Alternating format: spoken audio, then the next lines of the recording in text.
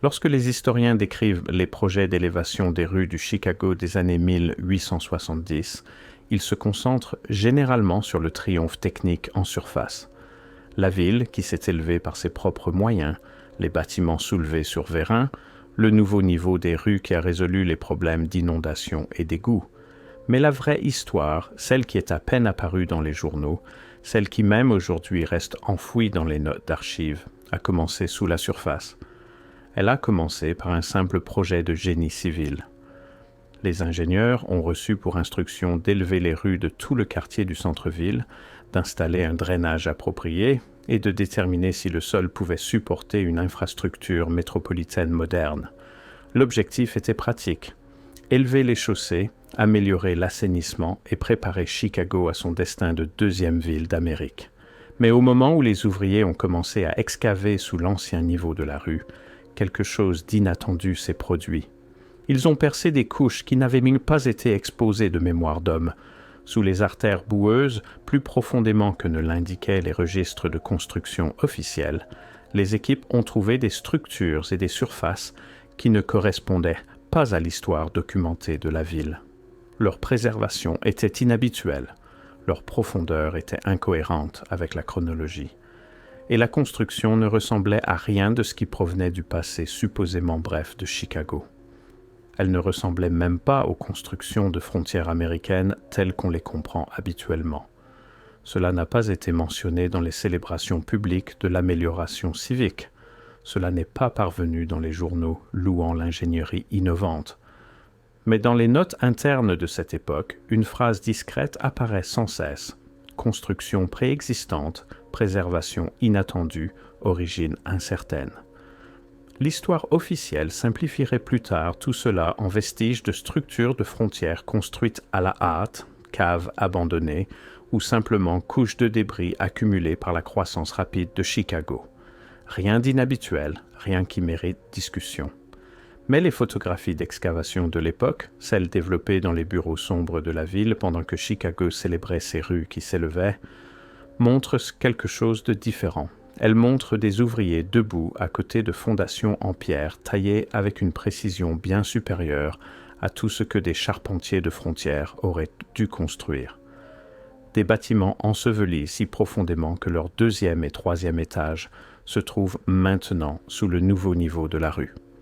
Des cadres de fenêtres et des portes préservées dans la boue, comme si les structures avaient été englouties soudainement et non graduellement abandonnées ou démolies. Des détails architecturaux qui ne ressemblent pas à la construction de frontières rudimentaires que Chicago revendique comme sa phase la plus ancienne, mais à quelque chose de plus ancien, plus raffiné, plus permanent. Et plus il creusait profondément, plus les couches cessaient de ressembler à la croissance désordonnée d'une jeune ville, et plus elles ressemblaient à des preuves d'un ensevelissement catastrophique qui avait été recouvert, rempli et délibérément oublié. Au début, les équipes d'ingénierie ont tenté de catégoriser tout de la manière la plus simple possible. Mauvais drainage pendant des décennies, accumulation graduelle de remblais de rue, colons construisant sur un terrain marécageux instable. Mais à mesure que les notes s'accumulaient et que davantage de structures ensevelies étaient découvertes, les incohérences se multipliaient. Pourquoi certains des bâtiments ensevelis étaient-ils construits avec des fondations conçues pour la permanence plutôt que pour un usage temporaire de frontières? Pourquoi certaines structures étaient-elles préservées si complètement, comme si elles avaient été abandonnées lors d'un événement unique plutôt que graduellement ensevelies au fil des années? Pourquoi certaines fondations s'étendaient-elles plus profondément que n'importe quel colon n'aurait creusé dans un terrain supposément marécageux et instable? Et la question qui troublait même les ingénieurs les plus conventionnels: pourquoi tout était-il enseveli à peu près à la même profondeur? L'élévation des rues nécessitait des mesures précises.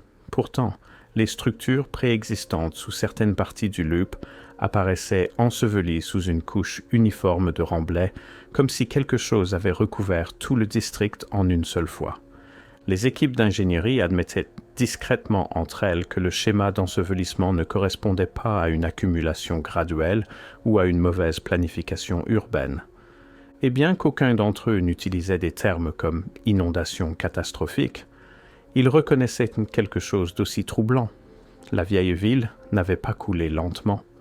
Elle avait été ensevelie rapidement, à mesure que la documentation augmentait, le silence aussi.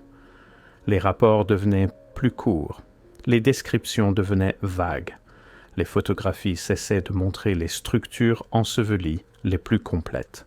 Et puis les zones d'excavation ont été remplies de nouvelles fondations en 1874, recouvertes là où c'était nécessaire pour les rues élevées, et une grande partie de ce qui avait été exposé est retourné à l'obscurité. Seuls des fragments subsistent, des notes, une poignée de photographies, et les témoignages discrets d'ouvriers qui ont vu ce qui se trouvait en dessous avant que ce soit scellé à nouveau. Mais même à partir de ce qui survit, un schéma devient visible. Des bâtiments trop bien construits pour le Chicago de frontières, une préservation trop complète pour un ensevelissement graduel, une sophistication architecturale qui semble héritée plutôt qu'improvisée, une infrastructure qui semble appartenir à une ville antérieure, plus établie, dans son intégralité. Lorsque les équipes d'excavation ont dépassé les premières couches de boue reconnaissables sous les rues de Chicago, les attentes étaient simples.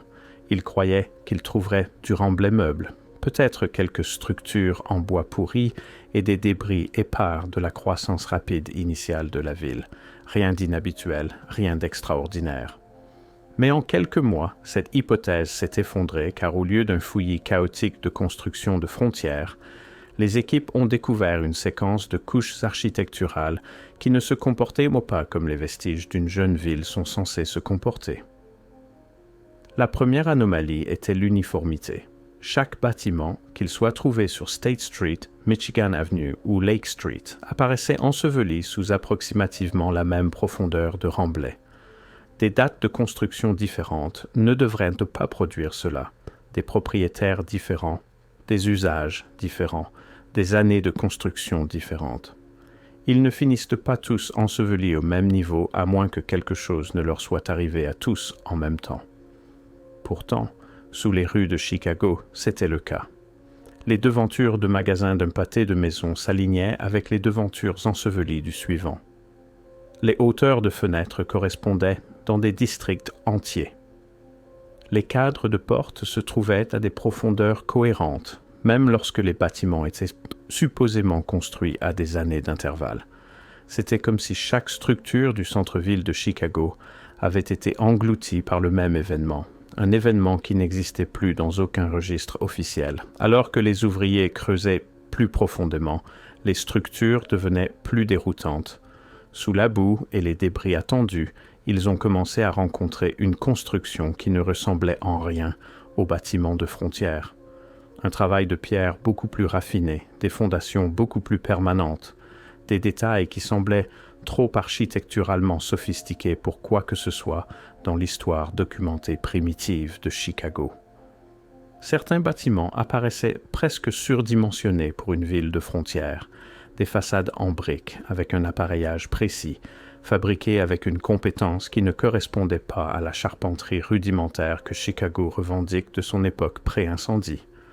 Des linteaux de pierre sculptés avec des éléments décoratifs, des portes encadrées avec une intention architecturale, une construction qui suggère une tradition urbaine établie plutôt qu'une improvisation de frontières hâtives. Et puis vint la découverte qui déconcerta même les membres les plus sceptiques des équipes d'ingénierie. Une préservation immaculée. Des bâtiments scellés dans la boue avec leurs intérieurs intacts, des éléments en bois préservés comme s'ils avaient été protégés de la décomposition, des étages inférieurs avec du mobilier encore en place, des espaces qui semblaient moins avoir été graduellement abandonnés et plus avoir été soudainement ensevelis. Pourtant, il n'existe aucun registre historique d'une inondation catastrophique ensevelissant le district du centre-ville de Chicago. Aucun récit décrivant une inondation soudaine qui aurait scellé les bâtiments si complètement. Rien qui explique pourquoi de grandes sections des structures ensevelies semblent avoir été occupées un jour et enterrées le lendemain. Les photographies d'excavation prises pendant l'élévation des rues montrent cela clairement. Des ouvriers debout dans des devantures ensevelies avec des murs encore intacts, des portes préservées si bien que la quincaillerie d'origine reste visible, des fenêtres scellées avec leurs verres intacts, protégées par la même boue qui était supposée s'être accumulée graduellement pendant des décennies. Mais le détail le plus troublant n'était pas ce qui apparaissait dans les photographies, c'était ce qui n'apparaissait pas dans le récit officiel. Les rapports écrits après l'élévation des rues mentionnent à peine la découverte de structures ensevelies complètes. Certains dessins ne montrent que le nouveau niveau de rue et les fondations, omettant complètement ce qui se trouvait en dessous. Certaines découvertes architecturales sont rejetées avec des termes vagues comme ancienne construction ou niveau de sol précédent, même si les photographies montrent qu'elles étaient bien plus significatives que cela. Le silence est difficile à manquer, car si ces bâtiments ensevelis appartenaient vraiment à l'histoire primitive documentée de Chicago, pourquoi n'ont-ils pas été décrits comme des défis d'ingénierie remarquables? Pourquoi les devantures ensevelies immaculées n'ont-elles pas été documentées comme des découvertes archéologiques? Pourquoi les photographies ont-elles été dispersées dans des collections privées au lieu d'être préservées dans les archives de la ville?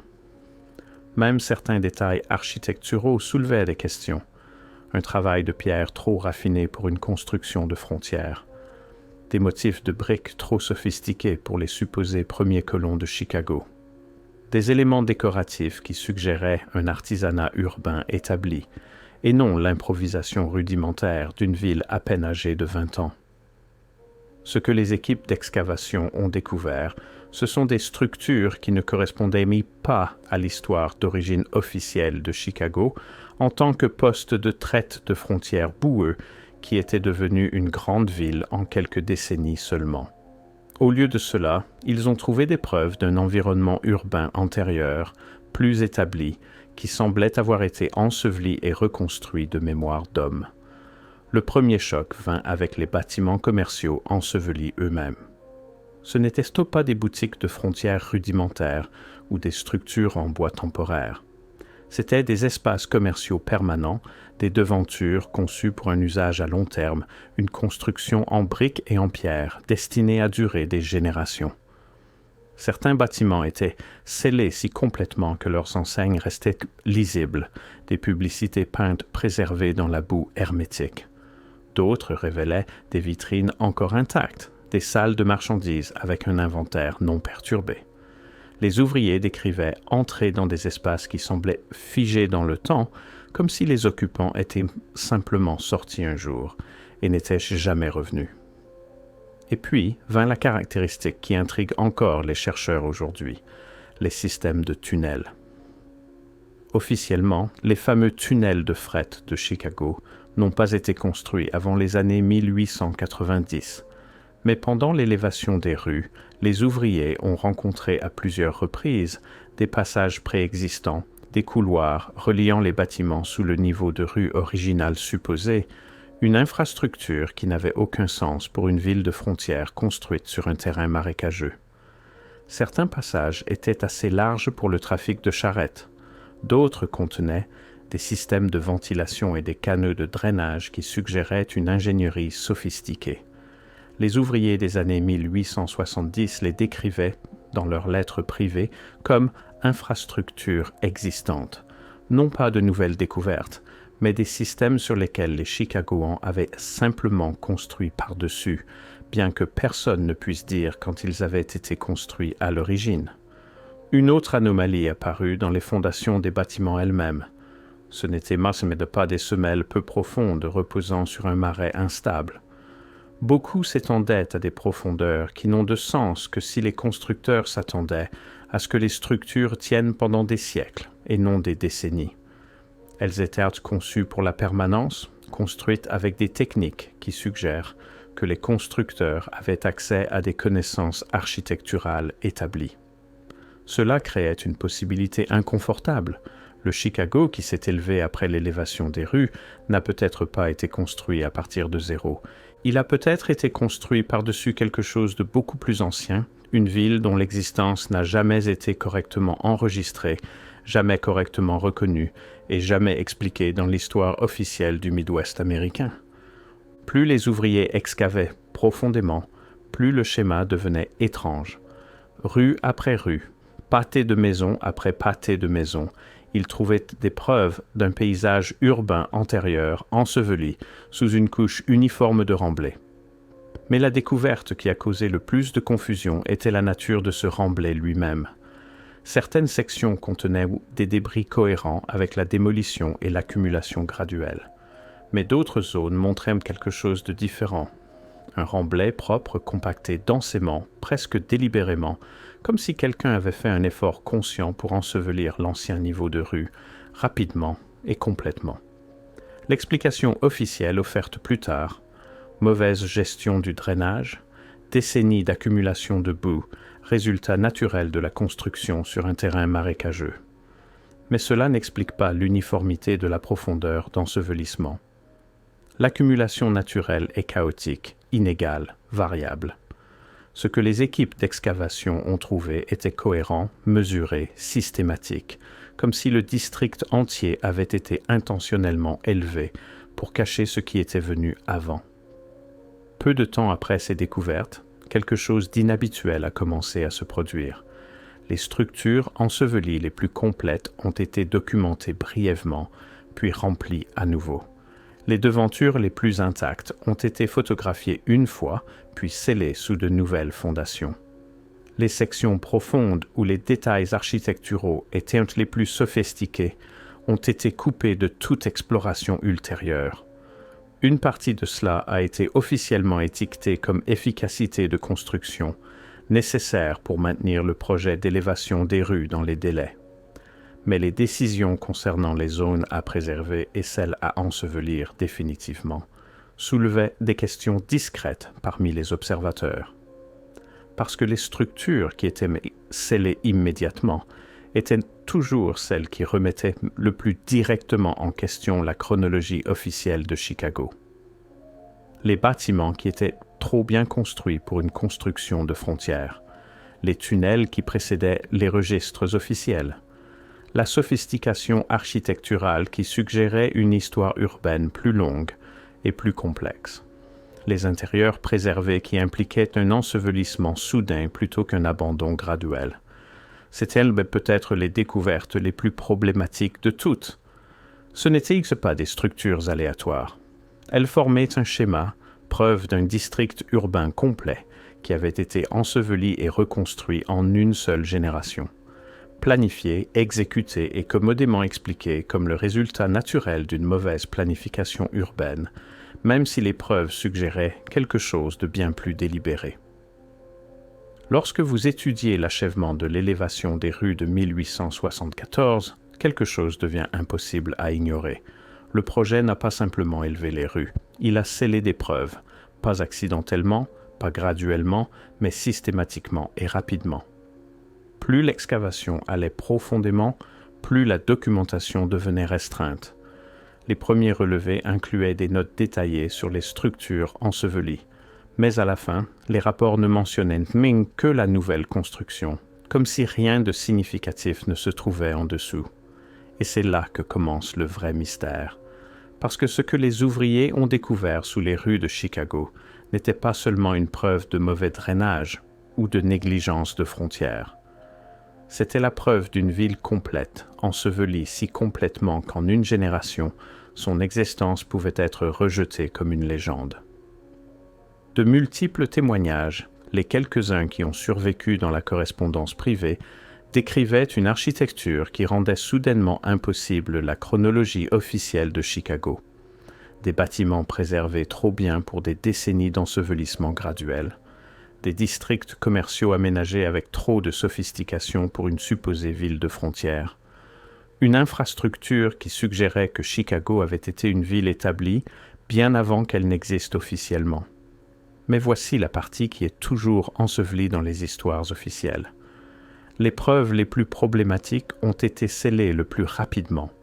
Les ouvriers décrivaient avoir reçu l'instruction de cesser de documenter certains bâtiments, de remplir des sections à nouveau avant que la photographie ne soit terminée, de passer outre les zones où l'architecture était la plus raffinée.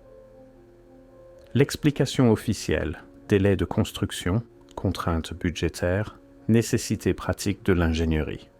Mais si c'était seulement une question d'efficacité, pourquoi les structures les plus sophistiquées ont-elles été ensevelies en premier? Pourquoi les zones avec les preuves les plus claires de construction avancée ont-elles été scellées avant une documentation archéologique appropriée? Cela n'a aucun sens à moins que ces découvertes ne posent un type de menace différent. Pas physique, chronologique. Parce que si les structures sous Chicago montraient vraiment une sophistication urbaine des décennies avant la fondation officielle de la ville, alors tout le récit de l'histoire de Chicago commence à s'effondrer. Imaginez ce que cela signifierait si le Chicago moderne était construit par-dessus une ville antérieure, une ville qui a été délibérément ensevelie et oubliée de mémoire d'homme.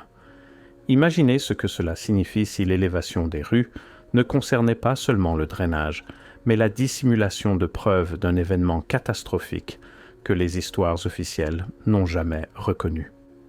Et peut-être que c'est pourquoi les découvertes de 1874 ont été si rapidement scellées, non pas pour soutenir les nouvelles rues, mais pour soutenir le récit officiel.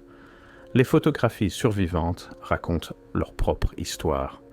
Des bâtiments ensevelis avec des façades intactes, des devantures préservées qui auraient dû pourrir si elles avaient été ensevelies graduellement. Une architecture qui semble établie, permanente, sophistiquée, rien de semblable aux structures de frontières rudimentaires que Chicago revendique comme son commencement. Ce ne sont pas le genre de découvertes qui s'intègrent facilement dans les manuels scolaires. Ce sont celles qui rendent les historiens mal à l'aise, celles qui suggèrent que nos villes ont des histoires plus anciennes et plus étranges qu'on nous le dit. Et cela nous amène à la question finale. Pourquoi les preuves de l'existence antérieure de Chicago ont-elles été scellées si systématiquement? Parce que lorsque vous prenez du recul, le schéma devient clair. L'architecture sophistiquée a été ensevelie. Les devantures intactes ont été ensevelies. Les systèmes de tunnels ont été ensevelis. Le travail de pierre raffinée a été enseveli. Même les photographies qui en montraient trop ont disparu dans des collections privées, presque comme si l'élévation des rues avait accidentellement révélé un chapitre de l'histoire qui était censé rester caché. Un chapitre qui suggère que Chicago ne s'est pas élevé d'un poste de traite de frontières. Un chapitre qui implique que quelque chose de beaucoup plus ancien, beaucoup plus établi, a été enseveli sous la boue et officiellement oublié. Et pendant un bref moment, en 1874, pendant l'élévation des rues, la vérité a été exposée. Mais au lieu de l'enquêter, ils ont reconstruit par-dessus. Ils l'ont recouverte, scellée, oubliée, ou ont fait semblant.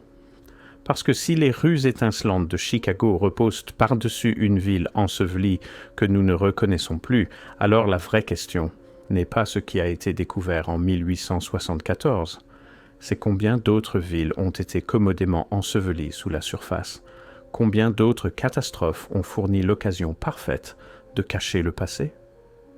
Combien d'autres paysages urbains ont été systématiquement recouverts et reconstruits avant que quiconque ne pense à remettre en question l'histoire officielle. L'élévation des rues de Chicago en 1874 n'était pas seulement un projet de travaux publics, c'était un ensevelissement, une dissimulation systématique de preuves qui suggérait que les plus grandes villes d'Amérique ont des histoires bien plus anciennes et plus étranges qu'on nous l'a enseigné. Et maintenant, ces preuves demeurent sous vos pieds, scellées sous des fondations modernes, attendant dans l'obscurité en dessous. Quelque chose de déplacé, quelque chose d'anachronique. Ceci conclut le documentaire, mais notre recherche continue.